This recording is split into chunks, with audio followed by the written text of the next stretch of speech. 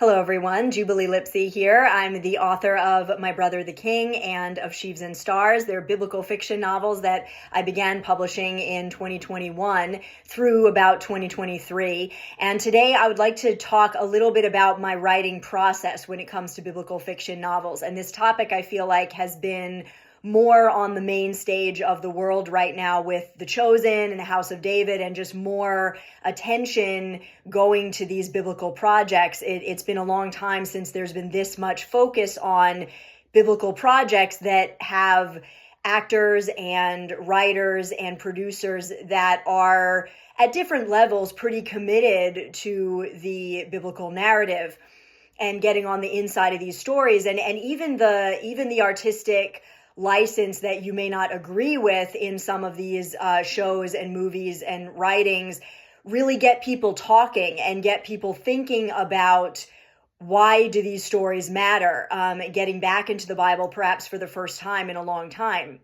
So I feel like this is top of mind for everyone right now, or for a lot of people that are aware of these biblical fiction things out there and might wonder, how do you actually start writing a biblical fiction novel, or what's the process? Well, here's my process, in case it would be helpful for you. This is the process that I have been following since about 2020. My whole life I've been writing and sort of spending time in these stories because I didn't just pick random stories. And that's an important point, is that I'm not just doing this because I think these are the most popular stories or whatever. They're stories that I've really been transformed by and had to share what I learned with others. But for a long time, I didn't really have momentum. What I did was I would just kind of write a little bit spontaneously, and that dragged on for many years. Granted, I believe God had a purpose in that because I was growing up into the process. But this is more of my official process now that I know how to write something within a shorter period of time. So I start with brainstorming, dreaming, and testing. Most story ideas I've been turning over in my head and heart for a long time, just imagining out scenes and deciding what attracts me to the plot, what I might want to draw from it, what God is saying to me through it. And that's always the first step for me before I begin to write. But once I do, I usually begin with the scenes that are easy to dramatize without much effort, the ones that I've been picturing in my head already and acting out, and the ones I'm most passionate about. And honestly, whatever your writing topic, that will help you a lot, is only write stuff that you're excited about and write the parts that you're most excited about first, and then go back and do other things. The second thing is the rough outline. After I've written several scenes like that and have a vision for a book, I draft a rough outline of its exoskeleton. So this is how many chapters, what tense do I want to write in, what voice, etc. Then I go to the biblical plot points, and I've already been thinking about this, but I refer to the applicable biblical passages, and I make a list of the non-negotiable plot points that I will need to include. So where is the Bible absolutely clear about stuff? And I put those in order with the ones I've already written, making note of any scenes that I haven't connected yet. Along with that, I make a list of the applicable biblical characters and any that I may have to fabricate, and I begin the process of getting to know them, just asking questions, putting myself in their shoes in the context of what they went through and their culture, drawing up personality sketches, etc. Meanwhile, I'm working on scene placement. So I work on writing other scenes, sometimes in order, sometimes not, changing things around as I grow in understanding and characters tell me things that may complicate the plot. So once I have the non-negotiables figured out and the things that I need to work on, I start to stitch things together and figure out how other scenes are going to connect and what needs to be dramatized. Because I used to think that every single point needed to be dramatized, and you don't need to do that. Some things happen off page.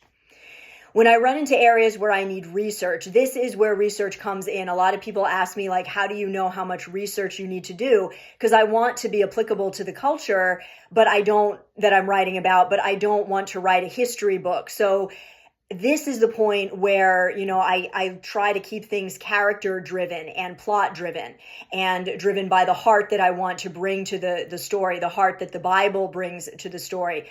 When I run into areas where I need research, I either stop to do that, or I make a list of all the points that need resolution or more detail, including any plot holes that I have questions about. because my goal is to have character-driven stories that are as accurate as possible without relying too heavily on outside research. I also want to address anything that feels flat or doesn't make a lot of sense to me, and that usually involves diving deeper into the characters' motives. So it's more researching the characters themselves and the culture than, just reading history books. Once I have all the scenes written, that's like a rough draft or a treatment where you just write out, no dialogue, just write out what has to happen. I go back through the story, addressing each of my plot holes and questions to produce a first draft that could be read from start to finish by someone else without confusion. And at this point, if I was having someone else edit the book, I would send them this draft. But if I'm editing myself, then I would just move on from here. So a rough draft is kind of just all of the stuff conglomerated together. A first draft is something that somebody could read from start to finish without getting lost. Even though it's not finished yet, it's clear. Everything is in order. Now, if I'm editing, this is what I do. I start with developmental editing. So I decide what I want to address. Once the first draft is done, I decide what I want to address in this stage and go through the book accordingly. So this is where I decide what elements of the story fit and which ones don't. What needs deletion or polishing or moving around. I'm focusing on theme and plot structure, the beginnings of chapters and the ends of chapters, transitions, tone, and word count. That's developmental editing for me. And then copy editing comes next. Next, I make a list of things to address from a copy editing standpoint, which is mostly sentence structure, clarity, cohesion, smoothness. I read it out loud, listening for tone and looking for repetition and conciseness. And it's just too hard to do all of these stages together. You have to separate them. Finally, I address proofreading, which is punctuation, spelling, capitalization, format, italics. This is also where I would address things like the dedication, the maps, the character lists, the glossaries, chapter and page numbers, copyright page, basically just making sure the manuscript looks the way I want it to. And this is where I would also, if I was sending it to a publisher, this is where I would address what the publisher stipulated. Because a lot of publishers don't want you to do a ton of formatting. They have a structure for you. And then the final draft that I either upload or submit to a publisher must be the version that I would be happy seeing in print, even though I will go over it at least 2 more times once it's formatted and the initial copy is printed. The final draft that I'm submitting to a publisher must be the one that I would be happy seeing in print, even though there might be some minor tweaking. So that is my general process. And I would say the biggest thing about it, I'll list the things themselves, the points themselves in the description box. But I would say the biggest thing that's important to me is making sure that I'm writing a story that I have enough passion about to carry me through this whole process. And that's where the brainstorming and the dreaming and the reading the scripture and praying and acting things out and thinking like, why is this important to me is really, really key. So I would say the most important parts are, for biblical fiction, are that heart connection that you have with it and the biblical connection.